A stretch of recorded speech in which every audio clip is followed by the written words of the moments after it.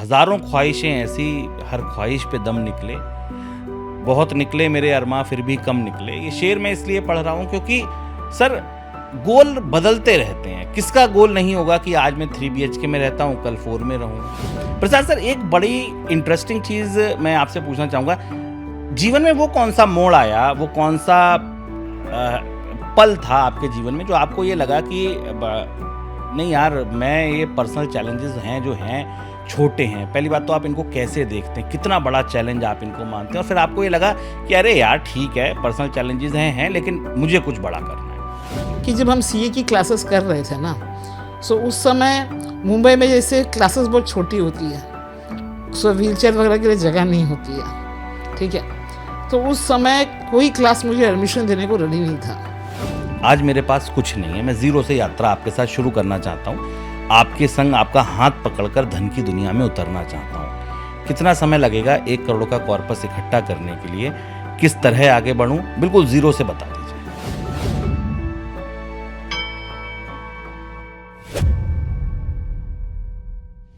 Hi, welcome to the शुभ लाभ show podcast with Shubham. आज मेरे साथ इस पॉडकास्ट में जो मेहमान हैं वो बेहद खास हैं। वो बेहद खास कई मायनों में हैं। आज तक आप शुभ लाभ शो पे जब किसी एक्सपर्ट से मिलते थे तो आपको क्या मिलता था? तो आपको मिलते थे इन्वेस्टमेंट से जुड़े इंटरेस्टिंग इनसाइट्स, जो आपकी बचत की, जो आपकी निवेश की सोच को, समझ को समृद्ध करते थे।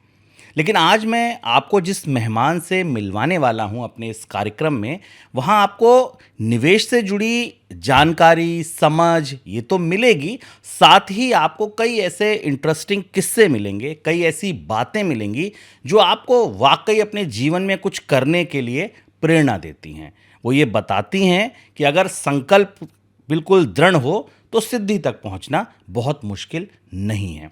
आज मेरे साथ स्टूडियो में हैं S9 फिनटेक के फाउंडर डायरेक्टर प्रसाद शेट्टी जी। सर, बहुत स्वागत है आपका और बहुत शुक्रिया आपका कि आपने अपने कीमती समय में से हमारे लिए समय निकाला और आज आप हमारे स्टूडियो में हमसे बातचीत करने को आए। थैंक यू शुभम, ये मौका देने के लिए शुक्रिया। प्रसाद जी से आज जो बातचीत है वो बड़ी ही रोचक, बड़ी गंभीर और बहुत ही एक नई दृष्टि, एक नया दृष्टिकोण देने वाली होगी। वजह वेल्थ मैनेजमेंट की दुनिया में प्रसाद जी का जो अनुभव है, जो उनकी समझ है, जो बाधाएं उन्होंने पार की हैं वो आम नहीं हैं। कुछ एक बड़ा करने की तरफ प्रसाद जी जा रहे हैं। कुछ बहुत लोगों के हिसाब से जो बड़ा होता है वो ऑलरेडी वो कर चुके हैं। आज हम प्रसाद जी के जीवन को थोड़ा सा टटोलेंगे, प्रसाद जी के बिजनेस को थोड़ा सा टटोलेंगे, बाजार को थोड़ा सा टटोलेंगे, और उनके जो जीवन की ये यात्रा है इसमें क्या कुछ ऐसा उन्होंने सीखा, समझा, जो वो आज एक ऐसे सूत्र देना चाहेंगे आने वाली जनरेशन के लिए, चाहे वो वेल्थ मैनेजमेंट की दुनिया से जुड़े नए लोग हों, या वो नए लोग हों इन्वेस्टमेंट की दुनिया से जुड़े, या वो नए लोग हों जो ये मानते हैं कि कोई काम करने के लिए अगर मेरे पास कुछ होता या नहीं होता तो मैं शायद कर लेता। तो देखिए, काम करना है तो एक बहाना, बस करना है। और आप प्रसाद जी से मिलेंगे, बात करेंगे तो आपको लगेगा कि हाँ, मेरी बात बिल्कुल ठीक है। प्रसाद जी, मेरा पहला और सीधा सवाल आपसे, वेल्थ मैनेजमेंट की इस दुनिया में आपको लगभग अब तक कितना समय हो गया? मुझे प्रैक्टिस में आके 14 साल हो गए। 16 साल आपको? 14 साल आपको प्रैक्टिस में आके हो गए। और कब से आपने ये शुरू की? उससे पहले आपकी जो पढ़ाई रही, आपने क्या पढ़ा, क्या आपने समझा जो आपको लगा कि नहीं, मुझे वेल्थ मैनेजमेंट की दुनिया में जाना है? शुभम, मैं एक कॉमर्स बैकग्राउंड से हूँ। इनिशियली पता नहीं था क्या करना है, तो सब जगह होड़ मची थी सीए करने की, तो मैं भी सीए करने के लिए लग गया। अब सीए करते करते समझ में आया ये तो पूरा अकाउंट्स और टैक्स की तरफ जा रहा है और मेरा इंटरेस्ट फाइनेंस में है। उस समय पता चला CFP करके एक कोर्स होता है। उसी समय मेरे जो दोस्त लोग हैं ये लोग सीए कर रहे थे, तो मुझे लगा इस समय मुझे कुछ करना चाहिए अलग से, ताकि एक वो बोलते हैं ना दोस्तों का कंपटीशन होता है ना, तो उस तरह का बनी, मतलब एक प्रोफेशनलिज्म में भी बनी रहे करके। तो उस समय मैं एनएससी बीएससी के कहीं सर्टिफिकेशन कोर्सेज थे, ये सब करने लग गया। सो जब उनका सीए का एग्ज़ाम चल रहा था, मैं ये कर रहा था, उसी समय सीएफपी के बारे में मालूम पड़ा। फिर मैं सीएफपी किया मैंने मेरे ग्रेजुएशन के बाद। फिर मैंने कुछ समय कहीं काम किए और उस समय लगा नहीं, खुद की करना ही मेरे लिए बेटर है because of my personal challenges. So फिर मैंने 2011 में फिर अपना खुद का फर्म चालू किया। आपने अपना खुद का फर्म चालू किया, तो आपने जब अपना खुद का फर्म चालू किया, कितने लोगों के साथ आपने ये यात्रा शुरू की थी? कहाँ से ये यात्रा शुरू हुई थी? ओके, सो जैसे मैंने कहा कि कॉलेज में फ्रेंड्स लोग सीए कर रहे थे, तो उस समय कहीं ना कहीं मन में एक था कि सारे दोस्त मिलके खुद का कुछ करेंगे। तो उसमें से मेरा एक और दोस्त था जो सीए नहीं कर रहा था, तो हमें उसको लेफ़्ट आउट नहीं करना था। तो उसको हमने कहा कि आजा तू भी साथ में। तो उसको मैंने कहा कि फाइनेंस के कुछ कुछ एग्ज़ाम दे तू भी, और हम लोग साथ में एक ऑर्गेनाइजेशन ओपन करेंगे। तो इस तरह से वो भी आया। एंड एक और हमारे दोस्त थे जो सीएफपी कर रहे थे, तो उनको भी साथ में, तो हम ऐसे 3 पार्टनर करके चालू किए। साथ ही साथ हमारे सीए फ्रेंड्स थे, वो भी अपना प्रैक्टिस साथ ही में चालू कर रहे थे। आप लोगों को जान के शायद ये बड़ा आश्चर्य होगा आपके लिए, ये बात बड़ी, जो प्रसाद जी से पर्सनली नहीं मिले हैं या जो प्रसाद जी के संपर्क में अब तक नहीं हैं।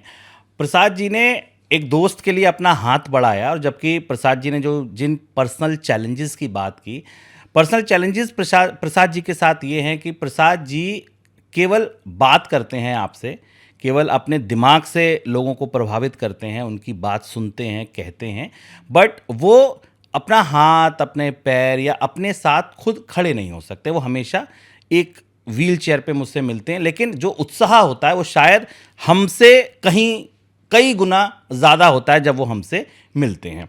प्रसाद सर, एक बड़ी इंटरेस्टिंग चीज़ मैं आपसे पूछना चाहूँगा, जीवन में वो कौन सा मोड़ आया, वो कौन सा पल था आपके जीवन में जो आपको ये लगा कि नहीं यार, मैं ये पर्सनल चैलेंजेस हैं जो हैं छोटे हैं? पहली बात तो आप इनको कैसे देखते हैं, कितना बड़ा चैलेंज आप इनको मानते हैं, और फिर आपको ये लगा कि अरे यार ठीक है, पर्सनल चैलेंजेस हैं लेकिन मुझे कुछ बड़ा करना है? मैं कहता हूँ कि इंसान के पास 2 ही चॉइस होती है, या तो अपने सिचुएशन पे हार मानकर बैठ जाए, या तो कुछ कर, मतलब जो अपने को करना है वो कर जाए।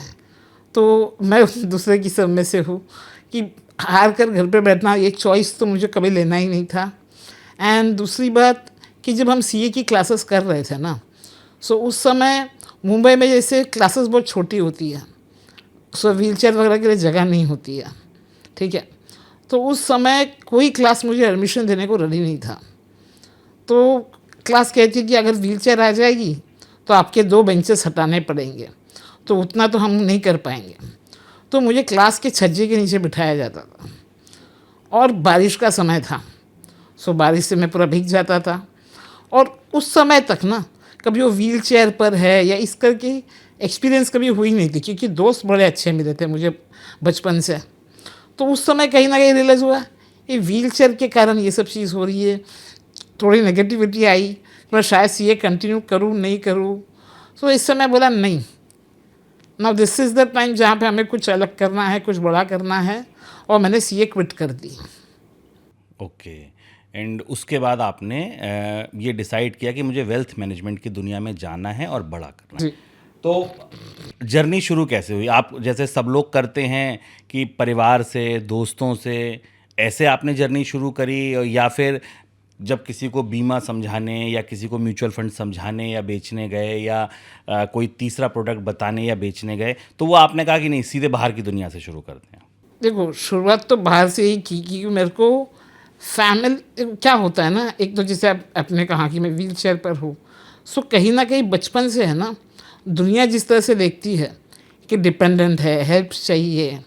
तो मेरा कहने का मतलब है जो चीज़ में डिपेंडेंसी है उसके लिए कुछ नहीं कर सकते, लेकिन ये बताना कि हर चीज़ के डिपेंडेंट हूँ, ये मैं नहीं हूँ। मुझे अपने आप पे इंडिपेंडेंटली चीज़ें करनी चाहिए। सो मैंने सोचा at least for the first few years मैं फैमिली में तो नहीं जाऊँगा एज अ क्लाइंट के लिए, बिकॉज वो कहीं ना कहीं यही होगा कि फैमिली साथ में आके डिपेंडेंसी था तब ये बिज़नेस खड़ी हो पाई, और मुझे वो कहीं ना कहीं एक जज्बात था कि मुझे खुद से करना है। तो इनिशियल क्लाइंट्स मेरे फैमिली तो नहीं थी, एंड वर्ड ऑफ माउथ पहचान से, फ्रेंड्स के पहचान से, वैसे करके मेरे इनिशियल क्लाइंट्स हुए थे। अब जरा वो बीमा एजेंट, वो म्यूचुअल फंड डिस्ट्रीब्यूटर, वो ब्रोकिंग अकाउंट से जुड़े हुए साथी इस बात को सुने और समझें कि जो ये सोचते हैं कि ठीक है कुछ दोस्त मिल जाएं, कुछ रिश्तेदार मिल जाएं, कुछ परिवार वाले मिल जाएं और हम अपना बिजनेस यहाँ से शुरू करेंगे। आमतौर पर लोग ऐसे ही सोचते हैं, इतना तो कम से कम मेरे घर से हो जाएगा, बाहर से कुछ नहीं होगा। और उस समय प्रसाद जी जो अपने निजी जो पूरे चैलेंजेस थे, जो चुनौतियां थी, उनके मध्य खड़े थे और ये संकल्प ले रहे थे कि नहीं यार, शुरुआती क्लाइंट्स घर के तो नहीं होने चाहिए। अच्छा, एक चीज़ और प्रसाद जी, लोगों को समझाने से पहले आपने अपनी यात्रा शुरू करी या नहीं करी? पहले खुद के लिए बीमा, खुद के लिए म्यूचुअल फंड, और ये दुनिया आपने पहले, दूसरों का वेल्थ मैनेज करने वाले प्रसाद जी अपना वेल्थ कैसे मैनेज करते हैं? सो आज के समय में, आज के समय में, इनिशियल ईयर्स में। ओके, इनिशियल ईयर्स में शुभम, मैं इक्विटी बैकग्राउंड से आया था कि मेरी इनिशियल रुचि इक्विटीज़ में थी। सो इनिशियली मैं इक्विटीज़ परचेस करता था। सो आज के तारीख में अगर आप मेरे को पूछोगे, सो मेरी पोर्टफोलियो, मैं डायरेक्ट इक्विटीज़ परचेस करता हूँ और मेरे म्यूचुअल फंड में SIP चलती है। ओके, मतलब आप इक्विटी भी, अपने लिए डायरेक्ट इक्विटी में भी आपका एक्सपोजर है और आप साथ साथ अपने म्यूचुअल फंड्स भी लेते हैं।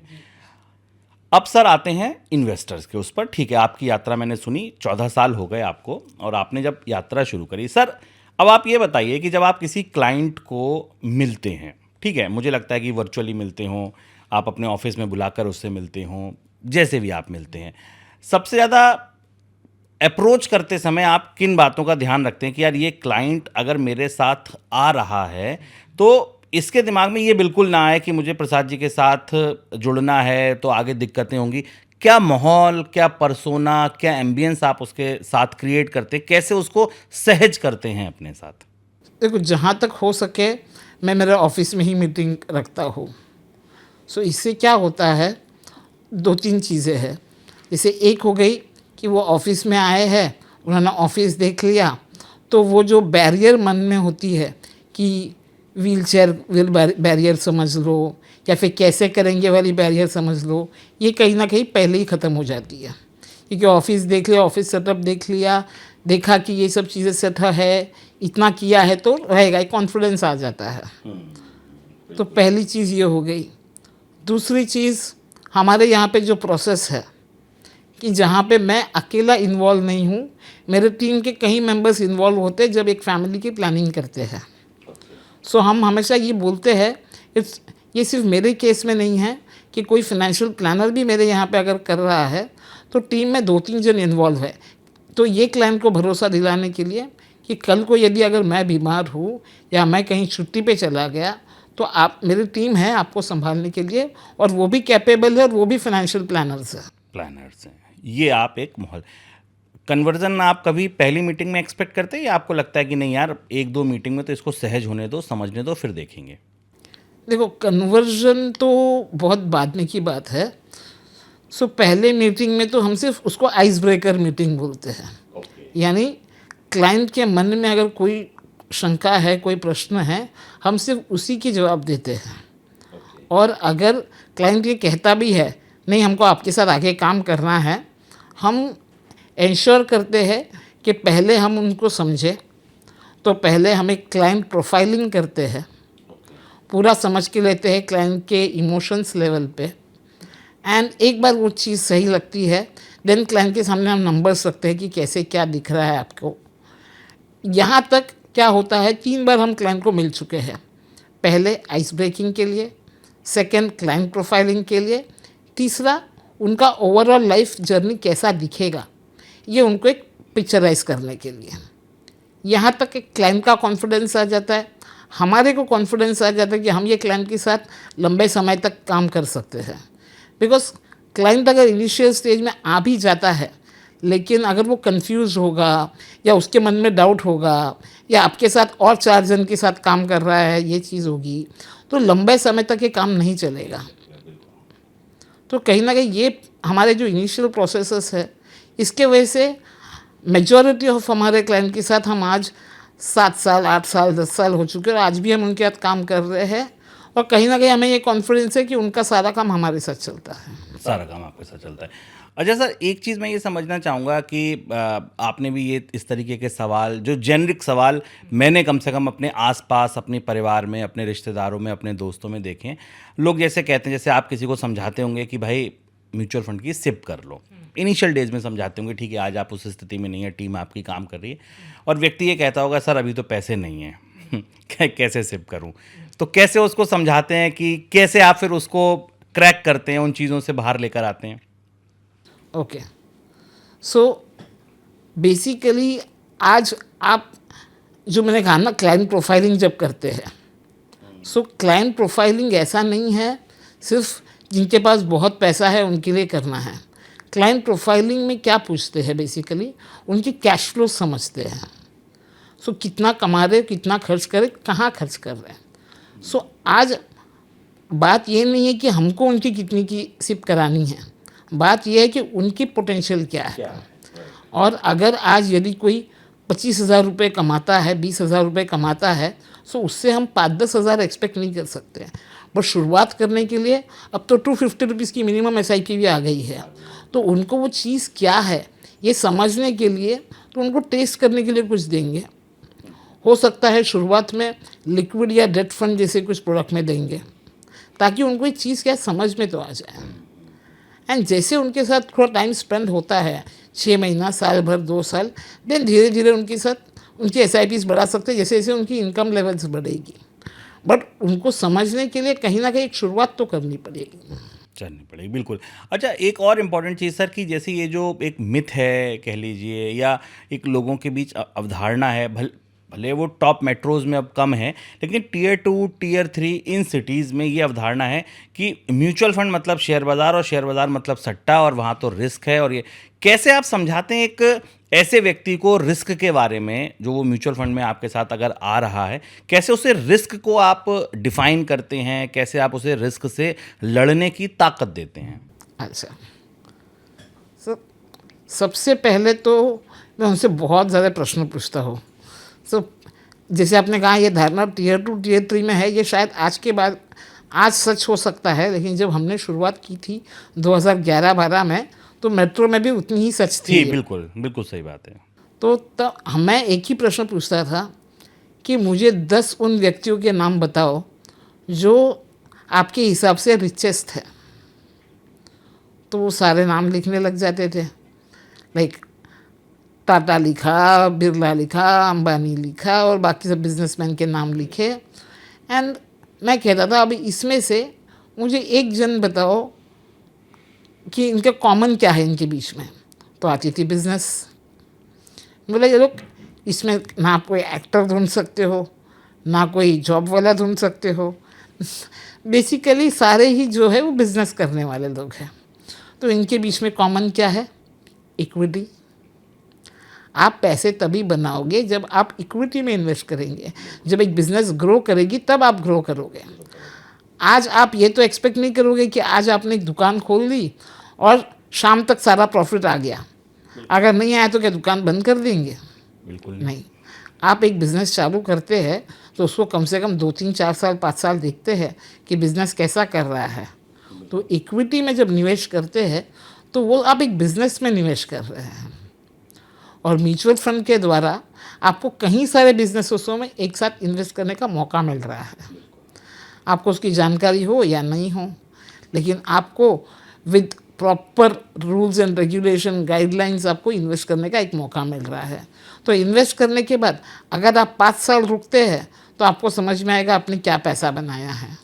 तो ऐसे हम नए इन्वेस्टर्स को एक्सप्लेन करते थे एंड उनको पास्ट हिस्ट्री दिखाते थे कि मुझे ऐसा एक बिज़नेस बता दो जो पिछले 10 साल में आपने देखा हो कि चालू हो गई, बंद हो गया। लेकिन मैं आपको ऐसे कहीं बैंक्स बता सकता हूँ, कहीं स्कैम्स बता सकता हूँ, कहीं NBFCs बता सकता हूँ जो चालू हो गए, बंद हो गए। बिल्कुल सही बात है। सो यहाँ पे इक्विटी वर्सेस डेट तो क्लियर हो गया। बिल्कुल। तो MF वर्सेस बाकी इन्वेस्टमेंट्स भी क्लियर हो चुका है। बिल्कुल।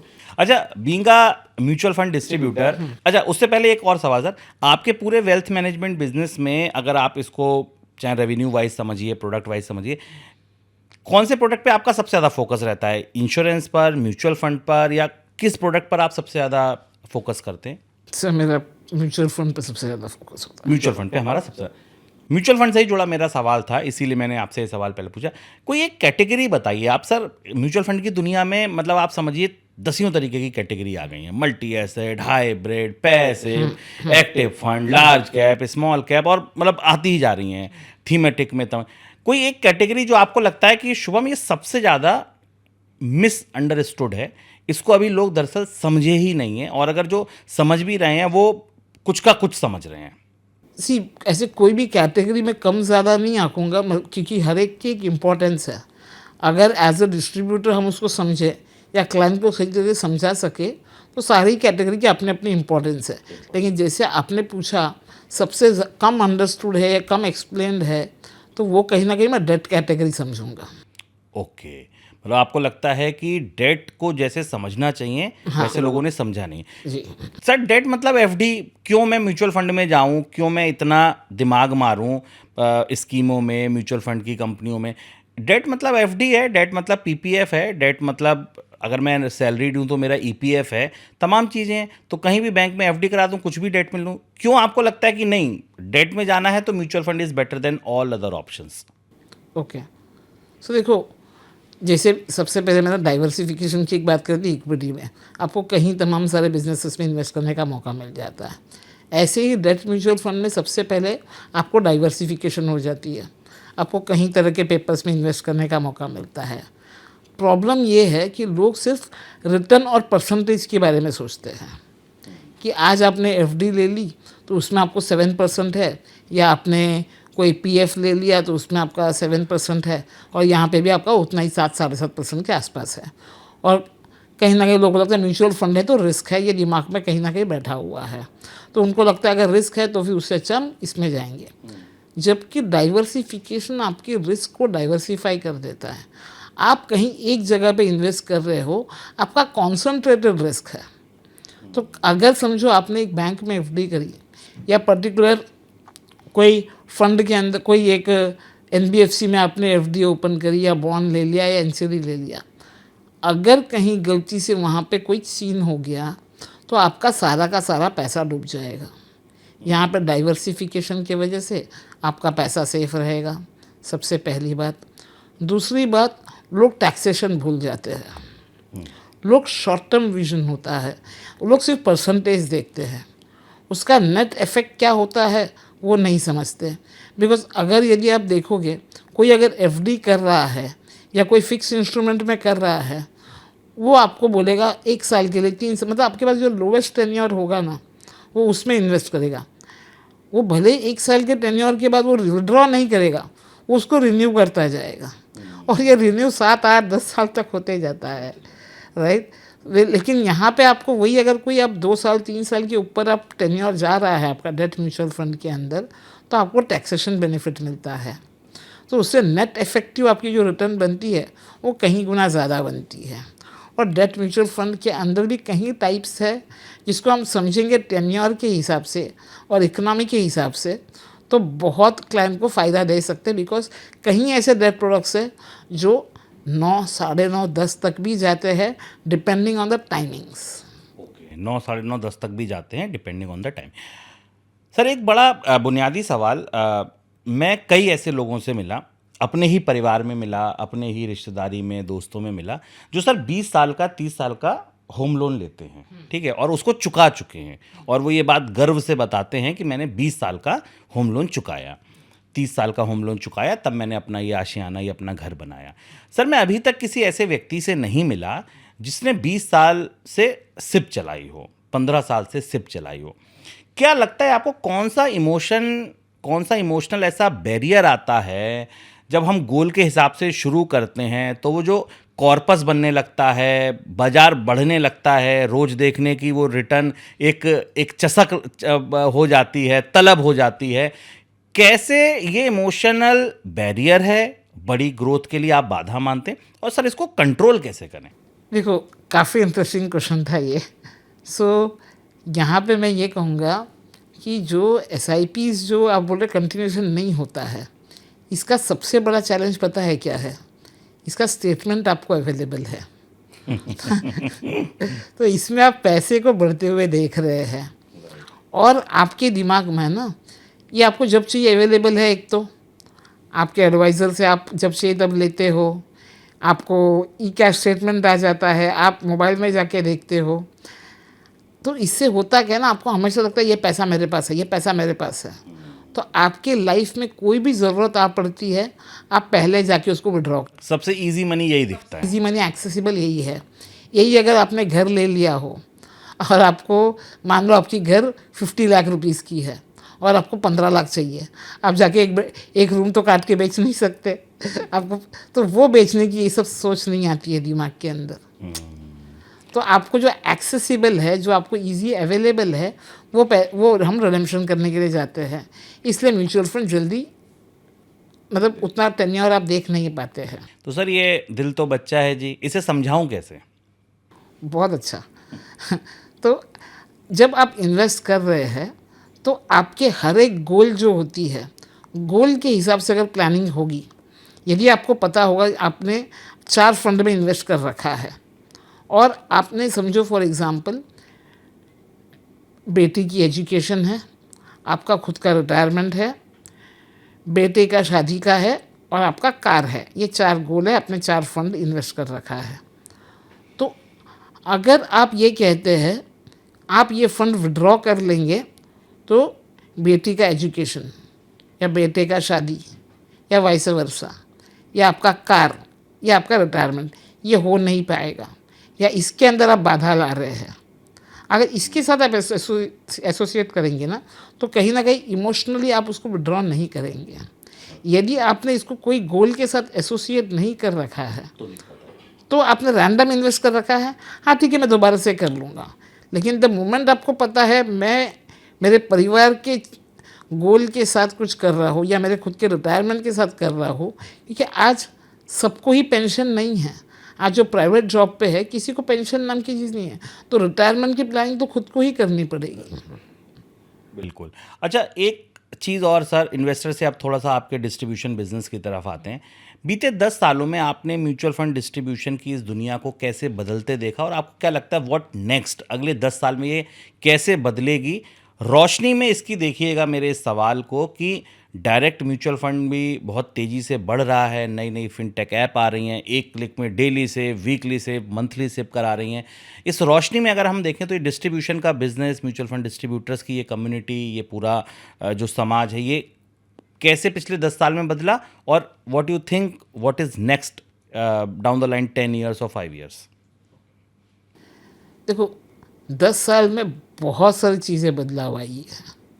जैसे 10 साल पहले हमको जाके एक्सप्लेन करना पड़ता था म्यूचुअल फंड क्या है।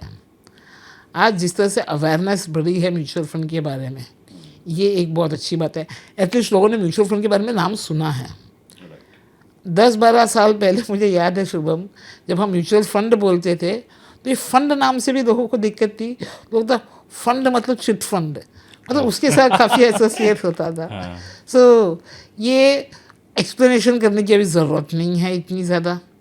एंड प्लस अब जब आप लोगों से बात कर रहे हैं ना, तो तब आपको उनको डायरेक्ट फाइनेंशियल प्लानिंग के पर्सपेक्टिव से जो गोल के बारे में बात करेंगे वो हमको अच्छा हो जाता है।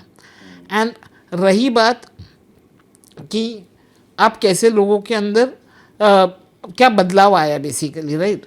सो लोगों के अंदर तो ये मेजर बदलाव आया है। और सिस्टम के अंदर मैं कहूँगा कि आप उन लोगों के साथ लाइक आप डायरेक्ट म्यूचुअल फंड हो या कोई भी चीज़ हो, आप इसके अंदर देखेंगे कि बहुत सारे इन्वेस्टमेंट्स उतने टेन्योर जो चाहिए, जो आप 15-20 साल की बात कर रहे थे, वो टेन्योर रुकते नहीं हैं।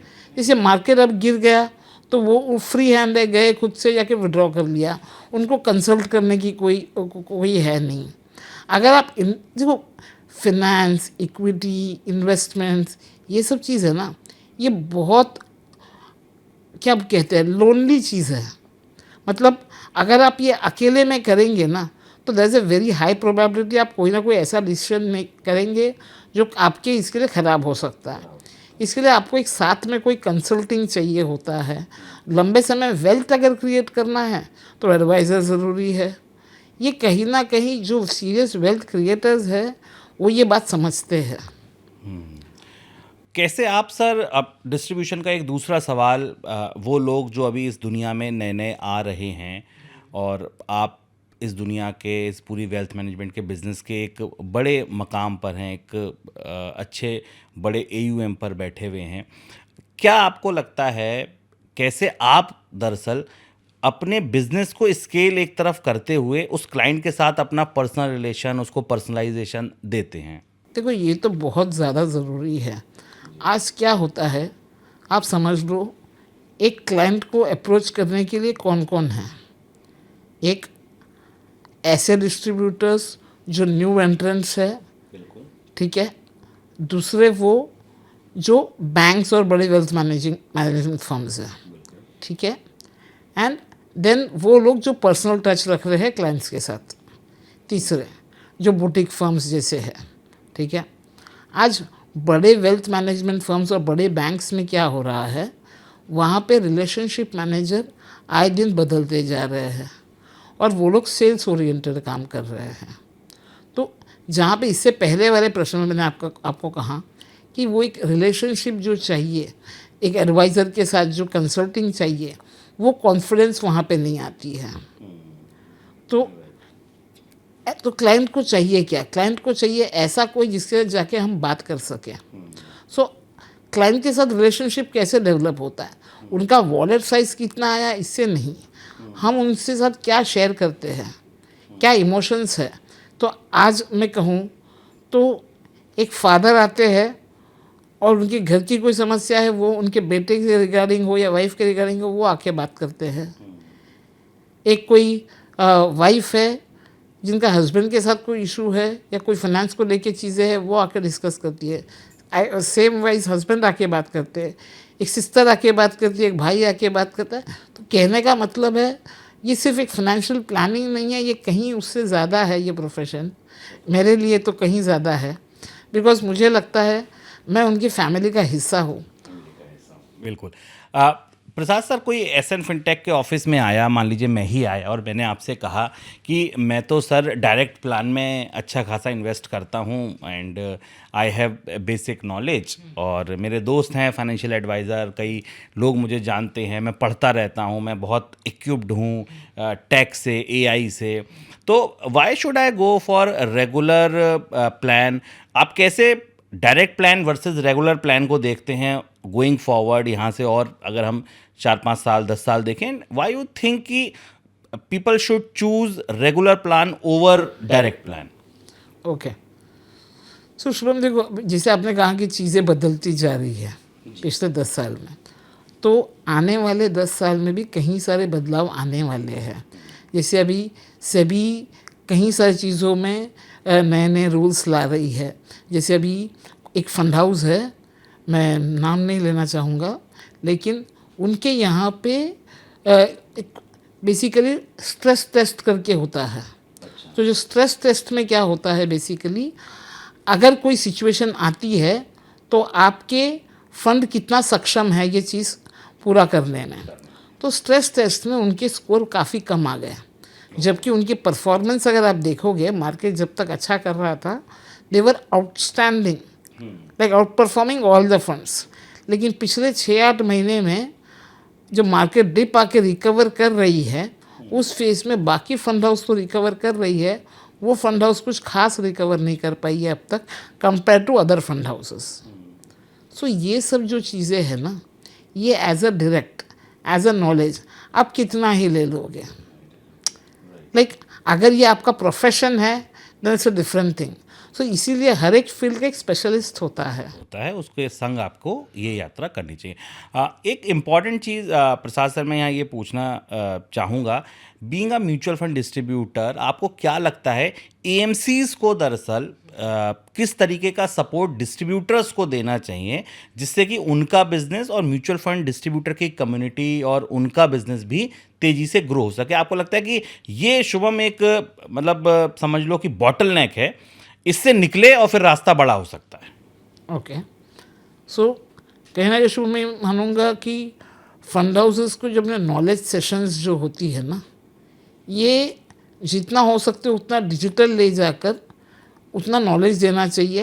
एंड नॉलेज अभी क्या हो रहा है आज की तारीख में, नॉलेज सेशन तो सारे फंड हाउसेस कर रहे हैं, लेकिन यहाँ पे सिर्फ सेल्स ओरिएंटेड नहीं, बट कोई चीज़ क्या हो रहा है बेसिकली, अगर कोई एडवाइज़र काम कर रहा है किसी तरीके से या फिर एक पर्टिकुलर चीज़ें के ऊपर उनकी कोई व्यू है तो वो क्यों है, वो उतना डीप एक्सप्लेनेशन करके सेशंस कंडक्ट करे एडवाइज़र्स के साथ छोटे छोटे लेवल्स पे, जहाँ पे 5-10 एडवाइज़र 15 एडवाइज़र को मिला के बुला लिया और ये सेशंस किया। क्योंकि क्या होता है अगर आपने 100 200 300 ऐसे नंबर्स एडवाइज़र बुला के सेशन किया तो सभी लोग कंफर्टेबल नहीं होते क्वेश्चन पूछने के लिए। छोटे क्राउड में लोग इजीली क्वेश्चन पूछ सकते हैं, तो एक बार उनके मन की सारी डाउट ख़त्म हो गई, देन आई थिंक वो लोग क्लाइंट से जाके वो चीज़ें बात कर सकते हैं, एक्सप्लेन कर सकते हैं। बिल्कुल।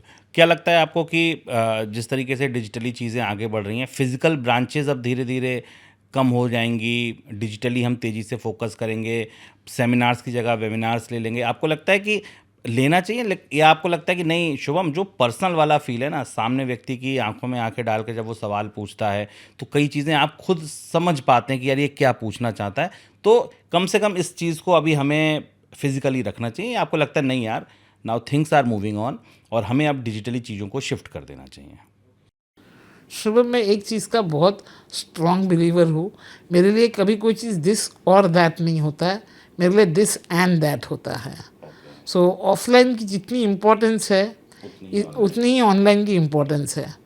सो अगर आज समझ लो फॉर्म भरने से लेके आप कोई ऑपरेशनल चीज़ें कर रहे हो तो वो अगर ऑनलाइन नहीं होता तो आज इंडस्ट्री इतनी आगे नहीं बढ़ पाती, और वही अगर सब कुछ ऑनलाइन हो जाए तो वो इमोशनल कनेक्शन नहीं रहेगा।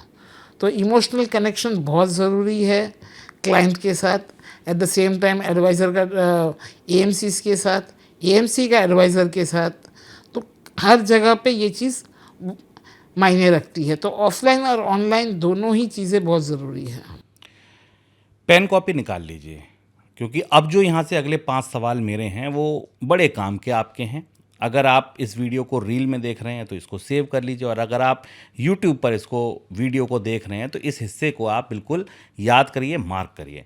प्रसाद सर, बड़ा सीधा और सिंपल सवाल, आज मेरे पास कुछ नहीं है, मैं ज़ीरो से यात्रा आपके साथ शुरू करना चाहता हूँ, आपके संग आपका हाथ पकड़कर धन की दुनिया में उतरना चाहता हूँ। कितना समय लगेगा 1 करोड़ का कॉर्पस इकट्ठा करने के लिए? किस तरह आगे बढ़ूँ? बिल्कुल ज़ीरो से बता दीजिए।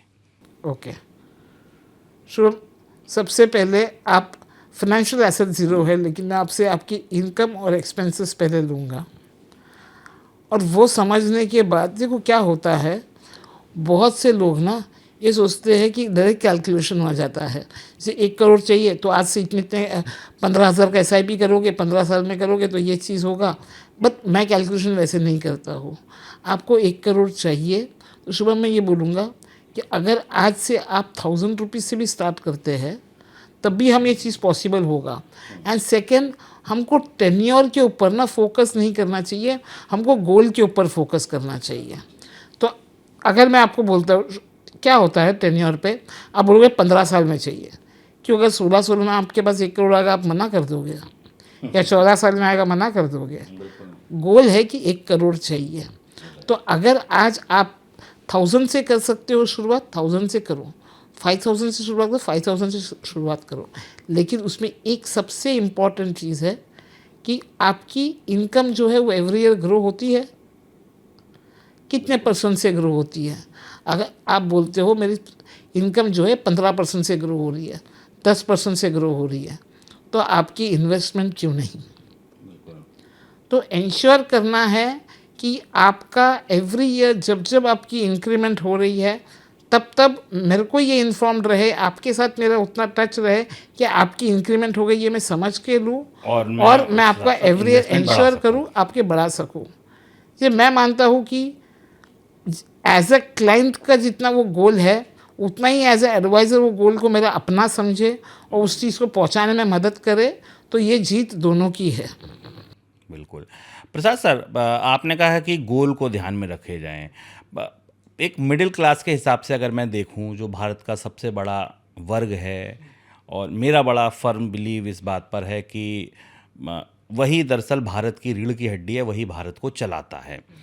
तो उसकी ना सर, गोल जो होते हैं वो ख्वाहिशों जैसे हैं, मतलब, और हज़ारों ख्वाहिशें ऐसी, हर ख्वाहिश पे दम निकले, बहुत निकले मेरे अरमा फिर भी कम निकले। ये शेर मैं इसलिए पढ़ रहा हूँ क्योंकि सर, गोल बदलते रहते हैं। किसका गोल नहीं होगा कि आज मैं 3 BHK में रहता हूँ, कल 4 में रहूँ, परसों पेंट हाउस में रहूँ। आज मैं छोटी कार चला रहा हूँ, कल सेडान चलाऊँ, परसों एक्सयूवी चलाऊँ, उसके बाद लग्जरी चलाऊँ। रिटायरमेंट में हर आदमी चाहेगा कि यार गोवा के बीच पर एक टर्मिनल लेके बैठूं, ट्रेड करूं। अगर मेरा जैसा आदमी होगा, मेरा रिटायरमेंट गोल यही है कि भाई बढ़िया एक बीच के किनारे मुझे मेरा एक लैपटॉप मिले, अच्छा हाई स्पीड, और मैं अपनी आराम से ट्रेडिंग करूं। तो सर, ख्वाहिशें तो बहुत हैं, गोल बांधे कैसे जाएं, गोल को संजोया कैसे जाए। मुझे लगता है जैसे मैं दुविधा में हूं ना, मेरी ज़्यादातर ऑडियंस इस दुविधा में है कि जीवन के गोल ना तय कैसे किए जाएं, लिस्ट कैसे किए जाएं। ओके, तो सबसे पहले ना पेपर पेन लीजिए और आपके अगले 2 साल के अंदर और 2 से 5 साल के अंदर और 5 साल के आगे जितने गोल से बिना सोचे समझे सब लिस्ट डाउन कीजिए। ठीक है, लेकिन पेन रुकना नहीं चाहिए, बस लिस्ट डाउन करते जाइए। ठीक है सर। और ये मत सोचिए ये प्रैक्टिकली होगा नहीं होगा, ये मैं ऐसे ही लिख रहा हूँ क्या, बस लिखते जाइए। ठीक है। एक बार आपने ये सारा चीज़ लिस्ट डाउन कर दिया, फिर एक एक जैसे 2 साल के अंदर का जो शॉर्ट टर्म गोल है, खुद को ये सवाल पूछिए इसमें से क्या चीज़, इसको रैंकिंग दीजिए 1 2 3 4 5, प्रायोरिटाइज करिए। प्रायोरिटाइज करिए। ठीक है, फिर बाद में सेम आपके मीडियम टर्म गोल के साथ, सेम लॉन्ग टर्म गोल के साथ। ठीक है, ये दूसरी एक्सरसाइज हो गई। ये दूसरी एक्सरसाइज हो गई। तीसरी एक्सरसाइज, आपके एडवाइज़र से इसका कैलकुलेशन करवाइए ये हर एक गोल को अचीव करने के लिए क्या सेट ऑफ एक्शंस लगेंगी।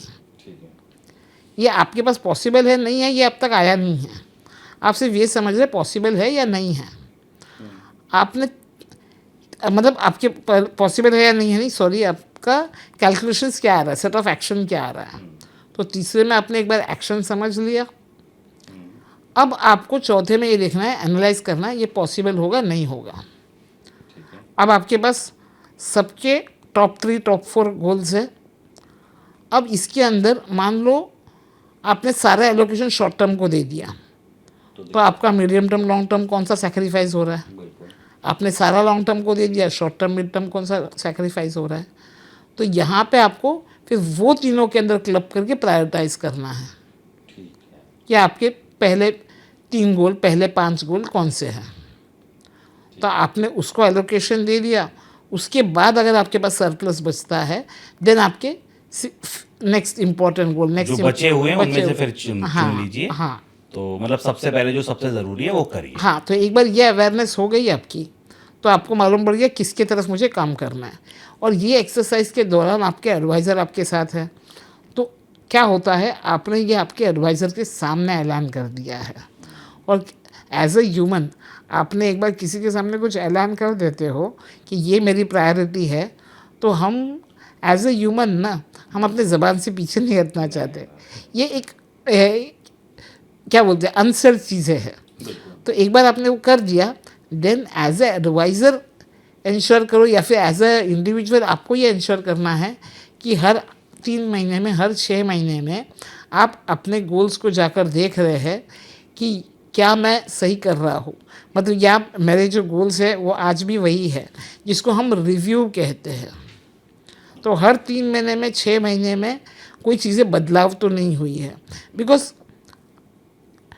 लाइफ बहुत डायनामिक होती है, लेकिन समझो सैलरी बढ़ गई या घर में कोई दिक्कत आ गई या कोई जेन्युइन रीज़न आ गया जिसकी वजह से कुछ एक्शन करनी पड़ी, तो ये चीज़ को समझना, उसके हिसाब से गोल्स के तरफ हमको देख के उसको आगे करना, ये बहुत ज़रूरी है। तो ये जो सर 15-15-15 का फॉर्मूला, 20-30-80 का फॉर्मूला, ये सब बस सुनने में अच्छा है। फैक्ट ये है कि आप अपने गोल तय करें और उन गोल के हिसाब से डिस्ट्रीब्यूटर से पूछें, अपने एडवाइज़र से पूछें कि बॉस हम कैसे वहाँ तक पहुँच सकते हैं। अच्छा, निकालते समय पैसा सर, गोल्स जब पूरे हम गोल के करीब हैं या गोल के पास हैं, तो निकालने में भी ये जो SWP का माध्यम है या एकदम निकालने, किसको आपको लगता है कि क्या सही तरीका है गोल के समय पैसा निकालने का? SWP सबसे अच्छा तरीका है पैसा विड्रॉवल के लिए, क्योंकि आप एक साथ निकालोगे, आप टैक्सेस पे करेंगे, कहीं सारी उसमें दिक्कतें आती हैं।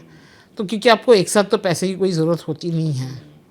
हाँ, हालांकि वो अगर एजुकेशन फ़ंड है या मैरिज फ़ंड है तब तो अलग बात है। स्पेशली रिटायरमेंट वगैरह फ़ंड के लिए आपको एक साथ तो पैसे की ज़रूरत नहीं है। ओके। एक और चीज़ सर, क्या आप सजेस्ट करना चाहेंगे, मतलब सिंस आप अनुभवी हैं, ये जो नए एज के इन्फ्लुएंसर आ गए हैं, फिनफ्लुएंसर आ गए हैं, जो कल बताते हैं कोई नई बात, आज बताते हैं कोई पेनी स्टॉक, परसों बताते हैं म्यूचुअल फंड, उसके अगले दिन बताते हैं MS एक्सेल कैसे अच्छे से सीखें, ये सर कितना घातक सिद्ध होते हैं आपको लगता है? या आपको लगता है कि वाकई ये रील वायरल हो रही है और ये जो पूरी बातें बताई जा रही हैं, इनमें कोई कोई ज़र्फ़ है, कोई गहराई है, कुछ कुछ मीट है, या आपको लगता है कि बस दिल खुश रखने को गालिब ख़याल अच्छा है जैसी चीज़ है ये? ओके, देखो क्या है, नॉलेज कहीं से भी मिले ना, नॉलेज अच्छा होता है, लेकिन नॉलेज पे अगर हम कंक्लूजन पे उतर आए ना, तो वो दिक्कत वाली बात है। सो अगर एज अ क्लाइंट, अगर मेरा क्लाइंट भी कोई चीज़ देखता है, मैं उनको एनकरेज करता हूँ देखिए, लेकिन डिसीजन मेकिंग पे मत आइए। पहले मुझसे हाँ, पूछिए, पूछिए। थोड़ा शोध कीजिए। हाँ, कि क्या होता है, एडवाइज़र और कंसल्ट उसी के लिए होता है। जैसे मान लो भी कोविड के समय में हमें कई सारे फॉरवर्ड्स और मैसेजेस आते थे, ठीक है, तो हर एक पे तो हम एक्ट नहीं करते, हम हमारे फैमिली डॉक्टर से जाके पूछते हैं ना कि इसमें कितना सच है, क्या है करके। तो उसी तरह से जब आपकी कोई डिस्ट्रीब्यूटर है, सो उनसे आप जाके डिस्कस कीजिए। क्या होता है कि एक डिस्ट्रीब्यूटर भी जो होता है वो भी, तो हर एक इंसान अपनी लाइफ में लर्निंग करने ही होता है।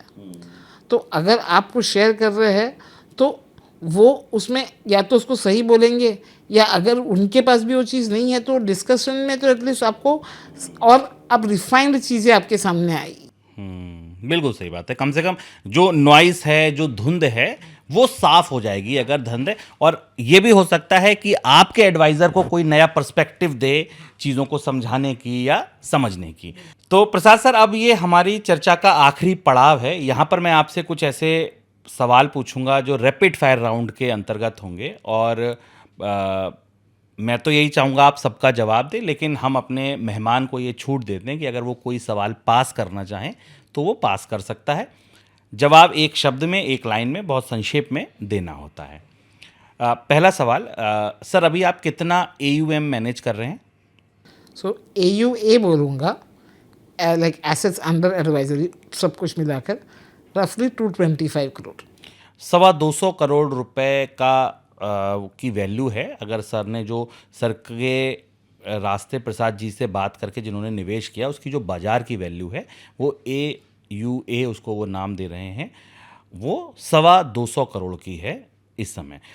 करीब कितने परिवारों के इस समय आप वेल्थ मैनेजर हैं? मतलब आपसे मतलब मेरा SN फिनटेक वेल्थ मैनेजर है। सो लगभग 750 फैमिली। 750 फैमिली। भविष्य में म्यूचुअल फंड के साथ साथ क्या, या अभी भी आप AIF या जो अदर और प्रोडक्ट हैं उन पर आप काम कर रहे हैं या नहीं? सो डेफिनेटली हम म्यूचुअल फंड, इक्विटीज़, AIF ये सब में तो काम कर ही रहे हैं, लेकिन हमारी अभी रुचि गिफ्ट सिटी की ओर भी है। तो गिफ्ट सिटी फंड्स जो आ रही है वो भी AIF के इससे, उस पर हमारी इंटरेस्ट है। हाँ, कोई एक इन्वेस्टर की कहानी या कोई एक ऐसी बात जो आपको लगता है कि मुझे हमेशा याद आती है, उस जैसा इन्वेस्टर और उस जैसा सवाल पूछने वाला कोई नहीं मिला? ओके, सो ऐसे कहीं इन्वेस्टर्स है, बट मेरे एक इन्वेस्टर है जो मुझसे बहुत सवाल पूछते थे शुरुआत से लेके, लाइक हर बार ये क्यों है, क्या है। तो मुझे हमेशा है ना, उस समय एक एक फिल्म की डायलॉग है कि एक सच्चा नास्तिक ही असली आस्तिक बन सकता है, मेरे ओ माय गॉड पिक्चर का है। तो मुझे वो बड़ा याद आता है। तो आज वो मेरे एक one of the biggest investor है। सो मुझे लगता है उन्होंने इतने सारे सवाल पूछे तो उनकी क्लैरिटी उतनी बढ़ गई। प्रसाद जी, कोई सिंगल बिगेस्ट आपको लगता हो, आपको याद हो कि आपने कमीशन कमाया हो, कितना था वो? देखो, कमीशन वाइज तो कभी इतना ज़्यादा सोचा नहीं है। इनिशियल 2-3 साल में सोचा था, लेकिन उसके बाद वो आदत ख़त्म हो चुकी है। तो ऐसा कोई आपको याद नहीं है कि कोई एक डील याद हो, कोई एक एक क्लाइंट याद हो कि यार ये मतलब दिस अमाउंट ऑफ मनी आपको लगा कि हाँ यार दिस इज समथिंग साइजेबल? देखो, साइजेबल नहीं बोलूँगा, लेकिन एक 3 साल पहले की बात है। एक इन्वेस्टर थे जिनका डायरेक्ट में बड़ा पोर्टफोलियो था। सो हमारी कन्वर्सेशन हो गई और किस तरह से वैल्यू ऐड कर सकते हैं ये इसके ऊपर पूरा डिस्कशन हमारी पहले 2-3 मीटिंग हो गई। तो उसके बाद उन्होंने पूरा उनका डायरेक्ट का पोर्टफोलियो मेरे यहाँ शिफ्ट कर दिया। सो वो कहीं ना कहीं एक सक्सेस मोमेंट था कि लोग डायरेक्ट में कंप्लेन कर रहे, और ये बहुत साइजेबल पोर्टफोलियो था, रफली अराउंड 2.4 करोड़ का। ओके, तो जो मेरे यहाँ शिफ्ट हो गया था। शिफ्ट हो गया था। आपने कहा कि आपका इंक्लिनेशन स्टॉक की तरफ भी है, इक्विटी आप डायरेक्ट अपने लिए परचेज करते हैं। कोई एक ऐसा स्टॉक जिसमें आपने सबसे बड़ा मुनाफा कमाया हो एक दिन में, एक ट्रेड में? दिन भी नहीं कहेंगे, मैं एक ट्रेड कहूँगा। नहीं कहूँगा ट्रेड, तो ऐसे कई सारे स्टॉक्स है जिसमें हमने ये चीज़ की हुई है, लेकिन सबसे ज़्यादा अगर किया है तो मैं कहूँगा फार्मा की जो रैली आई थी पोस्ट कोविड, तो उसके अंदर हमने फार्मा में काफ़ी किया था। कोई एक स्टॉक आपको याद है जिसमें आपने बड़ा? डिवीज लैब। डीवीज लैब में आपने बड़ा मुनाफा? हाँ, कोई एक स्टॉक जिसके साथ कोई खट्टी याद जुड़ी है, कोई कड़वी याद जुड़ी है कि यार शुभम, गलती तो सबसे होती है, हम इंसान हैं, ये स्टॉक लेकर तो यार बड़ा फटका लग गया? सो ये बहुत इनिशियल स्टेज की बात है जहाँ पे हमने आर पावर लिया था। अच्छा, वो जो आईपीओ वाली फ्रेंजी थी उसमें हाँ, आपने भी हाँ, वो हाथ जले थे? हाँ, मतलब वो आज भी वो देखिए लोगों के जहन में ताज़ा हो जाता है, आर पावर का जैसे ही नाम आता है। वो आईपीओ का जो समय था, लोगों की उंगलियां नहीं, हाथ नहीं, पूरे कंधे जल गए थे, वो स्थिति थी। अब सर, एक बड़ा अहम सवाल है, आपका मनपसंद फंड मैनेजर या कोई सीआईओ जो आपको इंडस्ट्री में सबसे ज़्यादा पसंद हो, जिसको आप सुनना पसंद करते हैं, जिसको आपको लगता हो कि यार इससे मुझे मोटिवेशन मिलता है? Okay sir, Nippon asset management जो है, यहाँ पे हमेशा से जो एसेट मैनेजर्स आए हैं इनको मुझे सुनना बहुत पसंद था। इवन आज शैलेश राजभान जो है, इनकी जो स्टाइल है ये मुझे बहुत पसंद है। एंड डीएसपी के जो विनीत समरे है, इनका मुझे जो फंड मैनेजमेंट स्टाइल है, जिस तरह से फंड मैनेज हो रही है, मुझे बहुत अच्छा लगता है। कोई एक स्कीम जो आपको लगता है कि हर म्यूचुअल फंड इन्वेस्टर, कोई भी म्यूचुअल फंड इन्वेस्टर हो या कोई भी डिस्ट्रीब्यूटर हो, सबको खरीदवानी चाहिए, या हर इन्वेस्टर के पोर्टफोलियो में कम से कम ये स्कीम ज़रूर होनी चाहिए? अगर होराइजन 10 साल के ऊपर है तो निपॉन स्मॉल कैप है जो मैं हर इन्वेस्टर को दिलाता हूँ। निपॉन स्मॉल कैप जो आप हर इन्वेस्टर को देते हैं। कोई एक स्कीम जो आपको लगता है कि यार सबकी तो मैं गारंटी नहीं ले सकता, मैं अपने कस्टमर को कभी सजेस्ट नहीं करूंगा कि इस स्कीम में या इस तरीके के फंड में पैसा डालो, बीट थीमेटिक और मल्टी एसेट फंड, या कोई एक ऐसी पर्टिकुलर स्कीम आप बताना चाहें कि यार ठीक है, और जिसको डालना है डालो, जिसको सही लगता है लगो, मैं चाहूँगा कि मेरा कोई इन्वेस्टर या मेरा कोई क्लाइंट इस स्कीम में या इस तरीके के फंड में पैसा ना डाले? ऐसा कुछ नहीं, आपके लिए सब में ठीक है। एक आखिरी सवाल सर, कि आपको क्या लगता है कि आने वाले दिनों में आपका जो अभी 225 करोड़ रुपए का आपने बताया एयू है, कोई आपने गोल रखा हो, कोई टारगेट रखा हो कि मुझे यहाँ तक पहुँचना है?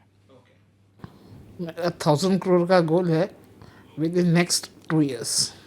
अगले 2 साल में मनी अन्ना 1000 करोड़ के AUA के टारगेट के साथ आगे बढ़ रहे हैं। बहुत बहुत शुक्रिया प्रसाद सर आपका। मैं आपका मतलब तहे दिल से शुक्रिया अदा करता हूं कि आप इतनी दूर से आए, मेरे स्टूडियो में मुझसे बात की, और पूरा मुझे भरोसा है कि मेरे तमाम जो दर्शक हैं, जिनको मैं बहुत अच्छे से जानता हूं, ये मेरा परिवार हैं, मेरे साथ जुड़ते हैं हमेशा, इनको आज वाकई वो इंसाइट मिला होगा, आज इनको वाकई वो प्रेरणा, वो ताकत मिली होगी जो इनके संकल्पों को और ज़्यादा मजबूत करेगी। बहुत शुक्रिया सर आपका। Thank you Shubham, thank you so much. आप लोगों से चलते चलते एक मेरा प्रॉमिस ये है कि अगर आपको ये पॉडकास्ट पसंद आया, आप मनी अन्ना को, आप प्रसाद जी को फिर से सुनना चाहते हैं, आज जो उन्होंने बातें कहीं इनको प्रैक्टिकल हम मेरे साथ करना चाहते हैं, जैसे उन्होंने कहा एक कागज़ लीजिए, आप अपने गोल लिखिए, आपको लगता है कि इस प्रैक्टिकल एस्पेक्ट पर हमें और बात करनी चाहिए, मनी अन्ना की बात आपको समझ आती है, तो आई प्रॉमिस यू, मैं फिर से मुंबई आऊँगा, मैं फिर से प्रसाद सर से रिक्वेस्ट करूँगा, मैं फिर से उन्हें अपने साथ लाऊँगा, और अब की बार जो बातचीत होगी ना, वो सीधे ये होगी कि सर कमाई कैसे की जाए, सर इक्विटी में स्टॉक कैसे चुने जाएं, सर स्कीम अच्छी है या नहीं ये चुना कैसे जाए, गोल डिसाइड कैसे की जाए, SWP कैसे निकाली जाए, SIP कैसे की जाए, टॉपअप कितना किया जाए, ये तमाम जो प्रैक्टिकल सवाल हैं हम अगला पॉडकास्ट इस पर करेंगे। शर्त यही है कि आपको मुझे ये बताना पड़ेगा कि हाँ पसंद आया, मनी अन्ना को लेकर आओ। अपने कमेंट्स में लिखिए, आप इसको शेयर कीजिए, आप इसको लाइक कीजिए। मुझे लगेगा कि आपका प्यार, आपका स्नेह मेरे तक पहुंचा, मुझे स्पर्श हुआ, मुझे महसूस हुआ, तो मैं वादा करता हूं मैं फिर आऊँगा प्रसाद जी के साथ आपके समक्ष। शुक्रिया।